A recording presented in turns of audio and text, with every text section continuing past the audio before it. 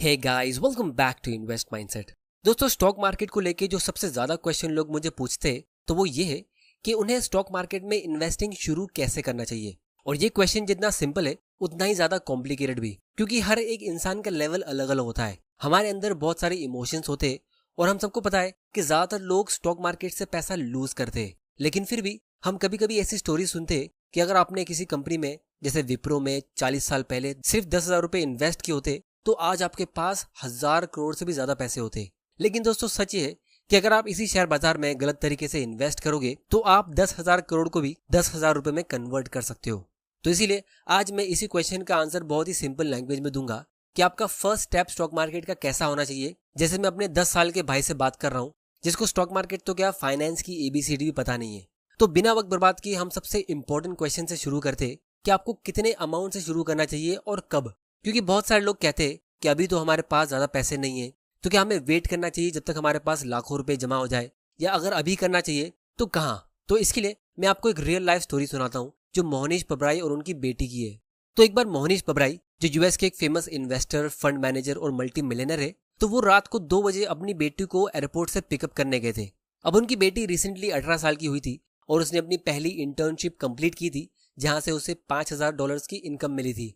अब ये $5,000 यूएस के हिसाब से बहुत ही छोटा अमाउंट है। तो मोहनीश ने अपनी बेटी से कहा कि देखो, अभी तुमने अपनी पहली इंटर्नशिप की है और तुमको इस $5,000 की इतनी जरूरत नहीं होगी, तो हम एक काम करते, मैं तुम्हारे लिए एक इन्वेस्टमेंट अकाउंट ओपन कर लेता हूँ और इसको कोई अच्छे स्टॉक में इन्वेस्ट कर लेता हूँ। तो वो कहती है कि हाँ, ये तो एक अच्छा आइडिया है। तो फिर मोहनीश उससे पूछते कि चलो मान लो मैं इस $5,000 को 15% के रेट से हर साल ग्रो करता हूँ, तो जब तुम रिटायर होगी 68 की एज में, तब ये अमाउंट कितना ग्रो हो चुका होगा। तो उनकी बेटी कहती है कि मुझे नहीं पता, शायद 50-60 हजार का हो जाए। अब क्योंकि वो रात के 2 बजे का टाइम था तो वो नींद में थी और इतना ध्यान नहीं दे रही थी। तो मोहनीश पबराई ने कहा कि देखो, इसको आसान तरीके से कैलकुलेट करने का एक सिंपल सा फॉर्मूला है जिसे हम कहते हैं रूल ऑफ 72। तो अगर आपको ये कैलकुलेट करना है कि आपका पैसा 15% के रेट से कितने साल में डबल होगा, तो आपको 72 डिवाइड बाय 15 करना है। क्योंकि 72 एक मैजिकल नंबर है जिसको आप किसी भी परसेंट से डिवाइड करोगे तो आपको ये पता चलेगा कि उस परसेंट रिटर्न से आपका पैसा कितने साल में डबल होगा। जैसे 72 डिवाइड बाय 15 करने से अप्रॉक्स 5 का आंसर आता है, मतलब 15% के रेट से 5 साल में आपका पैसा डबल हो रहा है। तो जब वो 18 से 23 साल की होगी तो उसके 5,000 का इन्वेस्टमेंट डबल होके $10,000 का हो जाएगा। और फिर जब वो 28 साल की होगी तो उसका वो अमाउंट डबल होके $20,000 का हो जाएगा। और फिर 33 साल की एज तक डबल होके 40,000 का हो जाएगा। तो यहाँ तक सुनने में उनकी बेटी को थोड़ा बहुत इंटरेस्ट आ रहा था, लेकिन वो थोड़ी नींद में थी।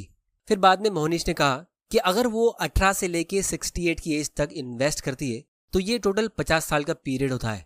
और अगर आपका पैसा हर 5 साल में डबल हो रहा है तो वो टोटल 50 साल में 10 बार डबल होगा। जिसका मतलब ये है कि उसका $5,000 का छोटा सा इन्वेस्टमेंट $5 मिलियन का हो जाएगा। और तब उनकी बेटी की नींद उड़ जाती है कि ऐसा कैसे हो सकता है, ये 5,000 का छोटा सा इन्वेस्टमेंट जो मैंने एक छोटी सी इंटर्नशिप करके कमाया है, वो अकेला मुझे रिटायरमेंट पे मिलियनर कैसे बना सकता है।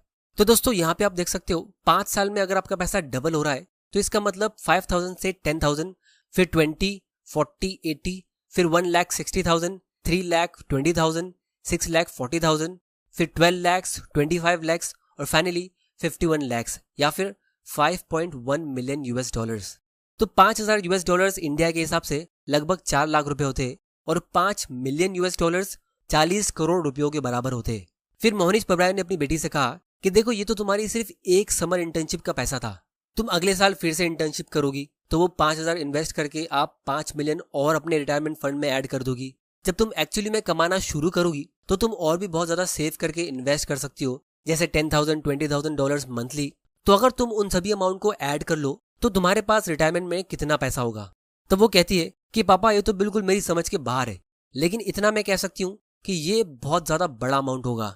मैं तो सिर्फ मिलियन ही नहीं, हंड्रेड्स ऑफ मिलियन डॉलर्स के साथ रिटायर हो सकती हूँ और जल्दी भी रिटायरमेंट ले सकती हूँ। अब दोस्तों, आप लोगों के मन में ख्याल आ रहा होगा कि अगर रिच बनना इतना आसान है और इतने छोटे अमाउंट से आप इतना ज्यादा रिच बन सकते हो, जैसे 10 लाख रुपए से आप 100 करोड़ बना सकते हो, तो रिटायरमेंट पे ज्यादातर लोग रिच क्यों नहीं होते। तो दोस्तों, इसका सिंपल आंसर ये है कि हर किसी के डैडी मोहनीश पबराई के जैसे रिच और स्मार्ट स्टॉक इन्वेस्टर नहीं होते। मेजॉरिटी लोग एक मिडिल क्लास फैमिली में पैदा होते हैं जहां उनके पेरेंट्स को भी इन्वेस्टिंग की ABCD पता नहीं होती है। फिर ना इसे हमें स्कूल में सिखाया जाता है और ना ही हमारे वैसे फ्रेंड्स होते जो इसके बारे में बात करते। तो इसीलिए 99.99% मिडिल क्लास लोग जनरेशन दर जनरेशन काम करते रहते और वो अपने बच्चों के लिए 100 करोड़ तो क्या 2 करोड़ भी छोड़ के नहीं जा पाते। जबकि आप आसानी से एक छोटा सा अमाउंट अगर सही जगह इन्वेस्ट करोगे तो वो आपकी पूरी आने वाली जनरेशन के लिए मिडिल क्लास का ट्रैप ब्रेक कर सकती है। तो इसीलिए पहले सिर्फ रिच लोगों के बच्चे रिच होते थे, लेकिन अब से ऐसा नहीं होगा, क्योंकि अब हमारे पास यूट्यूब है और जो फाइनेंशियल नॉलेज सिर्फ रिच बच्चों को मिलती है अपने पेरेंट्स से, वैसे मैं सारे सीक्रेट्स आप लोगों के साथ इस चैनल पे शेयर करता रहूंगा। तो अगर आपने इस चैनल को अभी तक सब्सक्राइब नहीं किया है तो जल्दी से कर लो और बेल आइकन प्रेस कर लो ताकि आपसे कोई वैल्यूएबल वीडियोस मिस ना हो जाए। और इस वीडियो को लाइक जरूर करना ताकि मुझे पता चल सके कि आप तक वैल्यू पहुंच रही है। अब दोस्तों, अगर हम इसी एग्जांपल को थोड़ा सा और डिटेल में एनालाइज करें तो आप नोटिस करोगे कि लास्ट के 5 साल में यानी 63 से 68 की एज के बीच वो इन्वेस्टमेंट 2.5 मिलियन से 5 मिलियन में ग्रो हुआ। मतलब उस सिर्फ 5 साल के पीरियड में उसके इन्वेस्टमेंट ने $2.5 मिलियन कमाए। अब इमेजिन करो कि उसका कोई दूसरा फ्रेंड है जो 18 साल की एज के बदले 23 की एज में इन्वेस्ट करना शुरू करता है और एग्जैक्टली सेम अमाउंट इन्वेस्ट करता है और सेम जगह पे इन्वेस्ट करता है। तो उस टाइम पे भले ही उसको ये लग रहा होगा कि उसके फ्रेंड का इन्वेस्टमेंट जो उसने 18 साल की एज में यानी कि 5 साल पहले शुरू किया था वो सिर्फ 5,000 के बदले अभी 10,000 का हुआ है। इसमें कौन सी बड़ी बात है, मैंने भी 5,000 इन्वेस्ट कर दिया है। लेकिन इसका असली मैजिक आपको तब देखने मिलता है जब कंपाउंडिंग अपना पावर दिखाना शुरू करता है। तो इसीलिए अगर आप में से कुछ लोग ऐसे हैं जिन्होंने अभी 1-2 साल पहले इन्वेस्टिंग शुरू की है और आपका पोर्टफोलियो एक साल में सिर्फ 1 लाख रुपए से 1.5 लाख का हुआ है और दूसरी तरफ आपके फ्रेंड्स पार्टी करके अपनी लाइफ को एंजॉय कर रहे हैं, तो आपको बस पेशेंस से काम लेना है, क्योंकि आपको इन्वेस्टिंग का एक ऐसा सीक्रेट पता है जिसे अगर आप सही तरीके से फॉलो करोगे तो आप सिर्फ रिच ही नहीं बहुत ज्यादा रिच बन सकते हो अपने लाइफ टाइम में। और जो आपके फ्रेंड्स इस इन्वेस्टिंग की पार्टी में थोड़ा लेट ज्वाइन होंगे अपनी 30s में, क्योंकि एक टाइम के बाद सभी को इन्वेस्टिंग करना ही पड़ता है और अपने रिटायरमेंट के बारे में सोचना पड़ता है, तो वो अपनी लाइफ टाइम में बड़ा बड़ा अमाउंट इन्वेस्ट करने के बाद भी आपसे काफी पीछे रहेंगे। तो यही रीजन था जिसकी वजह से वॉरेन बफेट ने 11 की एज से इन्वेस्टिंग की थी और फिर भी वो काफी बार कहते थे कि मैंने अपनी लाइफ के 11 इंपॉर्टेंट साल वेस्ट कर दिए।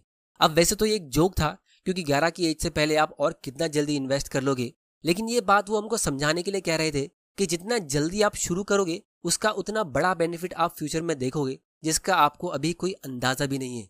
तो इसीलिए पहला लेसन मैं अपने 10 साल के भाई को ये दूंगा कि आपका अमाउंट चाहे कितना भी छोटा हो, चाहे वो पॉकेट मनी भी क्यों ना हो और आपकी एज कितनी भी कम हो, आपके लिए राइट टाइम इन्वेस्ट करने का अभी है। इनफैक्ट अगर आपकी एज कम है तो ये और भी अच्छी बात है। अब सवाल ये उठता है कि हमें इन्वेस्टिंग करना कहाँ है। तो उसके लिए मैं आप लोगों को एक चीज बताता हूँ। अगर आप पिछले 30-40 सालों का डेटा देखो कि इंडिया में अलग अलग इन्वेस्टमेंट्स कितने रेट से ग्रो हुए, तो गोल्ड 9 से 10% के रेट से ग्रो हुआ है, पीएफ ने हमें 8 से 9% का रिटर्न दिया है, एफडी ने हमें 7 से 8% का रिटर्न दिया है और सेंसेक्स और निफ्टी ऑलमोस्ट 15% के रेट से ग्रो हुए। अब जैसा हमने वीडियो के स्टार्ट में ही देखा था कि 15% के रेट से आपका पैसा हर 5 साल में डबल होता है।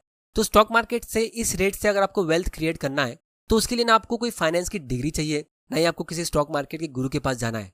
आपको बस किसी भी सिंपल से लार्ज कैप म्यूचुअल फंड में जिसकी फीस कम है या इंडेक्स फंड में एसआईपी कर लेनी है, क्योंकि ज्यादातर सारे लार्ज कैप म्यूचुअल फंड्स का रिटर्न सेम ही होता है। तो अगर आप एक बहुत ही छोटे से अमाउंट की भी एसआईपी करते हो, जैसे सिर्फ 500 या 1000 रुपए की, और उसे काफी लॉन्ग टर्म तक करते हो, तो आप बहुत सारे लोगों के मुकाबले एक बहुत बढ़िया पोर्टफोलियो बिल्ड कर लोगे। लेकिन अगर आपको 15% से थोड़ा ज्यादा रिटर्न कमाना है थोड़ी सी एक्स्ट्रा मेहनत करके, तो उसको हम आगे वीडियो में डिस्कस करेंगे। लेकिन अगर आप स्टॉक मार्केट में एंटर ये सोच के कर रहे हो कि आप किसी हॉट आईपीओ में इन्वेस्ट करोगे क्योंकि आपको किसी फ्रेंड ने टिप दे दी जो आपको कुछ ही महीनों में 100 या 200% का प्रॉफिट दे देगा, या फिर आप कोई ऐसे हिडन स्टॉक में इन्वेस्ट करोगे जो कुछ ही महीनों में आपका पैसा डबल कर देगा, तो ये एक अनरियलिस्टिक एक्सपेक्टेशन होगा। क्योंकि अगर आपने एक बार 100% का रिटर्न कमा भी लिया कुछ ही महीनों में या एक साल में, तो आप बार बार ऐसा नहीं कर पाओगे। क्योंकि अगर आपका पैसा हर साल 100% के रेट से ग्रो होता है, मतलब हर साल आपका पैसा डबल हो रहा है, तो इस हिसाब से आपका पैसा 10 साल में हर साल डबल हो के 1000 गुना ग्रो हो जाएगा। तो इसीलिए ऐसा होना इम्पॉसिबल है। तो इसीलिए अगर आप स्टॉक मार्केट में इसलिए इन्वेस्ट कर रहे हो कि आपके किसी फ्रेंड ने या रिश्तेदार ने स्टॉक मार्केट से पिछले 1-2 साल में अपना पैसा डबल किया है, या आप न्यूज में देखते हो कि कोई आईपीओ बहुत ही शॉर्ट टर्म में 100 या 200% से ऊपर गया है और आपने वो अपॉर्चुनिटी मिस कर दी है, या फिर किसी ट्रेडर के पोर्टफोलियो का स्क्रीनशॉट देखते हो कि उसने एक ही दिन में बहुत बड़ा प्रॉफिट कमा लिया, तो आप साल भर में अपना पैसा डबल कर लोगे। तो अगर आपका इन्वेस्ट करने का रीजन इनमें से कोई एक है, तो चांसेस है कि आप वही करोगे जो मेजॉरिटी लोग स्टॉक मार्केट में आके करते हैं, जो है फोमो की वजह से बड़े बड़े लॉस ले लोगे। तो इसीलिए सेकेंड लेसन आप लोगों के लिए ये है, जो इस स्टॉक मार्केट का सबसे बड़ा लेसन है, कि आपको इस फोमो को यानी फियर ऑफ मिसिंग आउट को हमेशा के लिए खत्म कर देना है। और स्टॉक मार्केट में अगर आप लॉस कमाओ या प्रॉफिट, ये फोमो हमेशा रहता है। अगर आप किसी अच्छे स्टॉक में इन्वेस्ट करते हो और वो स्टॉक बहुत अच्छे रेट से ग्रो हो जाता है, तो भी आपको फोमो होगा कि काश मैं इसमें और बड़ा अमाउंट इन्वेस्ट कर लेता। तो इसीलिए इसका सिंपल सोल्यूशन ये है कि जब आप स्टॉक मार्केट में एंटर करते हो तो ये सोच के एंटर मत करो कि मैं आज की आज ही पैसा कमाऊंगा। आप ये सोच के एंटर करो कि मैं अभी एक स्टूडेंट हूं और मैं इस मार्केट को समझने की कोशिश कर रहा हूं। तो आपको हमेशा एक अच्छे स्टूडेंट की तरह रहना है, और एक अच्छा स्टूडेंट हमेशा चीजों को ध्यान से ऑब्जर्व करता है और हर चीजों को क्वेश्चन करता है कि ये ऐसा क्यों हो रहा है। और आपको कभी भी किसी का फॉलोअर नहीं बनना है। अगर आप सोशल मीडिया पे लोगों को फॉलो करते हो तो आपको उनका स्टूडेंट बनना है, फॉलोअर नहीं। जब आप किसी के ब्लाइंड फॉलोअर बन जाते हो तो चांसेस है कि आप किसी भी चीज को क्वेश्चन नहीं करोगे और आंख बंद करके रॉन्ग डायरेक्शन पे भी जा सकते हो। तो इसीलिए आपको मेरा भी फॉलोअर नहीं बनना है। इस चैनल के आप एक अच्छे स्टूडेंट बनो और चीजों को समझने की कोशिश करो, ना कि बस ऑर्डर लेने की कोशिश करो। तो दोस्तों, इसके लिए आप बहुत सारे प्लेटफॉर्म्स को यूज कर सकते हो। जैसे हमारे पास एक प्लेटफॉर्म है स्टॉक ट्वीट्स, जो हमारे आज के एजुकेशनल पार्टनर है।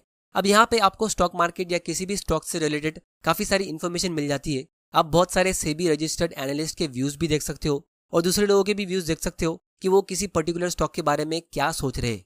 तो आप अलग अलग लोगों के व्यूज को समझ के खुद का अपना एक इंडिपेंडेंट फैसला ले सकते हो कि आपको खुद को क्या करना है। या फिर अगर आप किसी एक पर्टिकुलर स्टॉक के बारे में इंटरेस्टेड हो और उसके बारे में और रिसर्च करना चाहते हो, तो आप डायरेक्टली इस सर्च बार में जाके उस स्टॉक का नाम डाल सकते हो और आपको उस स्टॉक से रिलेटेड बहुत सारी इन्फॉर्मेशन मिल जाएगी। तो यहाँ पे क्योंकि आप बहुत सारे स्टॉक इन्वेस्टर्स की सोच पे कंटिन्यूसली नजर रखते हो, तो इसीलिए आपको अगले किसी बड़े स्टॉक का आइडिया भी यहाँ पे मिल सकता है। तो ये स्टॉक ट्वीट्स की लिंक मैंने नीचे डिस्क्रिप्शन में डाल दी है, आप वहां जाके इसे चेक कर सकते हो। अब दोस्तों, हम बात करते हैं कि अगर आप स्टॉक मार्केट से ज्यादा रिटर्न कमाना चाहते हो तो वो कैसे होगा। तो उसके लिए सबसे पहली चीज ये है कि जब भी आप स्टॉक मार्केट की एवरेज से ज्यादा रिटर्न कमाते हो, जैसे मान लो एग्जांपल के तौर पे सेंसेक्स पिछले 20 साल में 15% के रेट से ग्रो हुआ है और किसी इन्वेस्टर ने उसी टाइम पीरियड में 20% का रिटर्न कमाया है, तो इसका मतलब ये है कि उसने मार्केट को बीट करके 5% का एक्स्ट्रा रिटर्न अर्न किया है, जिसको हम अल्फा कहते हैं। तो उसके बदले किसी दूसरे इन्वेस्टर ने 15% से 5% का कम रिटर्न कमाया होगा, यानी कि 10%। क्योंकि इंडिया का स्टॉक मार्केट 15% के रेट से ग्रो हुआ और इंडिया के सारे इन्वेस्टर ने 20-25% के रेट से अपनी वेल्थ ग्रो की है, ऐसा कभी नहीं हो सकता। ऑन एन एवरेज अगर मार्केट 15% के रेट से ग्रो हो रहा है, तो अगर एक ग्रुप एवरेज से ज्यादा रिटर्न कमा रहा है, तो इसका मतलब यह है कि एक ग्रुप मार्केट एवरेज से कम रिटर्न कमा रहा है। अब अगर आपको ये बात अभी तक समझ नहीं आई, तो मैं आपको और भी सिंपल लैंग्वेज में समझाता हूँ। मान लो आपको कोई अच्छे स्टॉक की इन्फॉर्मेशन मिलती है कि ये स्टॉक आने वाले 10 साल में 20-25% के रेट से ग्रो होने वाला है, और फिर आप जाके उस स्टॉक में इन्वेस्ट करते हो। तो जब आप उस स्टॉक को बाय कर रहे हो, तो दूसरी तरफ कोई इंसान है जो आपको वो स्टॉक सेल कर रहा है, क्योंकि स्टॉक मार्केट एक सेकेंडरी मार्केट होता है, मतलब हर एक बायर के लिए एक सेलर होता है। तो अगर वो स्टॉक इतना अच्छा है, तो जो सेलर है वो उसे सेल क्यों कर रहा है। तो इसीलिए आपको पता होना चाहिए कि स्टॉक मार्केट में आपका एडवांटेज क्या है, और आपको सेकंड लेवल पे सोचना है। जैसे लेवल 1 थिंकिंग ये होती है कि आपको वो स्टॉक अच्छा लग रहा है और वो अच्छे वैल्यूएशन पे भी मिल रहा है। तो लेवल 2 थिंकिंग ये होती है कि अगर वो स्टॉक अच्छा है तो फिर इतना सस्ते वैल्यूएशन में सेल क्यों हो रहा है, या फिर अगर वो रीजनेबल वैल्यूएशन पे सेल हो रहा है तो भी लोग उसे बाय क्यों नहीं कर रहे। तो एक एडवांटेज आपका ये हो सकता है कि आपके पास पेशेंस है और आप उसमें 5 या 10 साल के लिए इन्वेस्ट कर रहे हो, क्योंकि बहुत सारे लोग इतना ज्यादा टाइम के लिए वेट नहीं करना चाहते। एक बार जेफ बेजोस, जो अमेजॉन कंपनी के फाउंडर है, उन्होंने वॉरेन बफेट से पूछा कि तुम्हारी स्ट्रेटेजी इतनी सिंपल है कि कोई भी इसे कॉपी कर सकता है, तो लोग इसे कॉपी करके रिच क्यों नहीं बनते।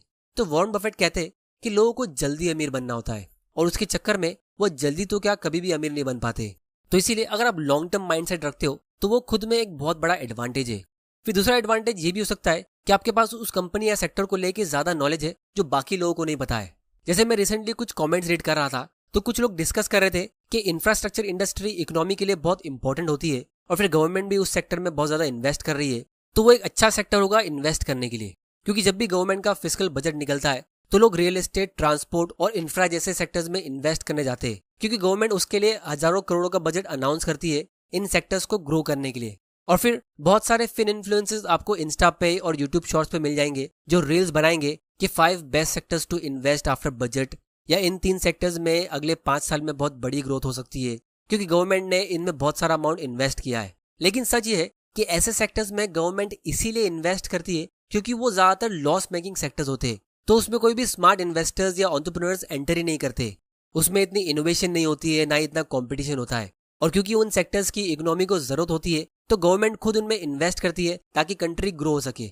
तो बहुत सारे PSU स्टॉक्स यानी कि ऐसे स्टॉक्स जिसमें मेजॉरिटी शेयर होल्डर गवर्नमेंट की है, तो वो भी ऐसे ही होते हैं। उनसे लोगों को गवर्नमेंट जॉब्स मिलते हैं, लेकिन इन्वेस्टर के लिए शायद वो इतनी ज्यादा अच्छे इन्वेस्टमेंट ना हो। तो ये भी एक सेकंड लेवल थिंकिंग होती है कि आपको राइट सेक्टर और राइट स्टॉक कैसे चुनना है और खराब सेक्टर्स को कैसे अवॉइड करना है।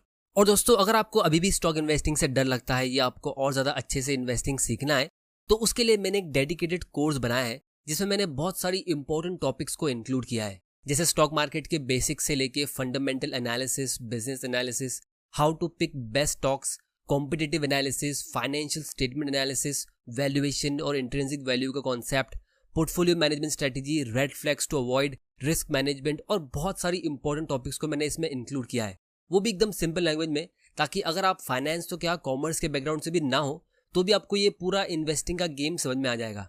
तो इस कोर्स की लिंक भी आपको नीचे डिस्क्रिप्शन में और कमेंट में मिल जाएगी, आप वहां जाके इसे चेकआउट कर सकते हो। बहुत ही जल्द मेरा दूसरा कोर्स लॉन्च होने वाला है, तो उसके साथ में इसका प्राइस भी बढ़ने वाला है, तो इसीलिए ये डिस्काउंटेड प्राइस अभी सिर्फ कुछ ही टाइम के लिए अवेलेबल है। क्योंकि दोस्तों, सबसे इंपॉर्टेंट चीज स्टॉक इन्वेस्टिंग की ये है कि ये सारे कॉन्सेप्ट सीखने के बाद आपको ये रियलाइज होगा कि अल्टीमेटली आप सबसे ज्यादा कॉमन सेंस को यूज करोगे अपनी इन्वेस्टिंग की जर्नी में। क्योंकि इन्वेस्टिंग से अच्छी वेल्थ बिल्ड करने के लिए आपको बहुत ज्यादा इंटेलिजेंट या स्मार्ट होने की जरूरत नहीं है, आपको बस कंसिस्टेंटली बेवकूफी को अवॉइड करना है। क्योंकि यहाँ पे मेजॉरिटी लोग बहुत बड़ी बड़ी बेवकूफियां करते रहते हैं, जिसकी वजह से वो बहुत अच्छी वेल्थ क्रिएशन अपॉर्चुनिटी मिस कर देते हैं। चार्ली मंगर का भी एक बहुत ही पावरफुल कोट है कि it is remarkable how much long term advantage people like us have gotten by trying to be consistently not stupid instead of trying to be very intelligent। और Warren Buffett भी यही कहते हैं कि if people weren't so wrong we wouldn't be so rich। तो दोस्तों, आज की वीडियो में इतना ही। उम्मीद करता हूँ आपको इससे कुछ ना कुछ सीखने जरूर मिला होगा। तो चैनल को सब्सक्राइब जरूर कर लेना और बेल आइकन को प्रेस करना मत भूल जाना। और इस वीडियो को शेयर करो अपने फ्रेंड्स और फैमिली मेंबर के साथ जो स्टॉक इन्वेस्टिंग सीखना चाहते हैं या फाइनेंशियल फ्रीडम अचीव करना चाहते हैं। वीडियो पसंद आया तो इसे लाइक करो, नहीं पसंद आया तो डिसलाइक करो। आपका वैल्यूएबल टाइम देने के लिए thank you and good bye.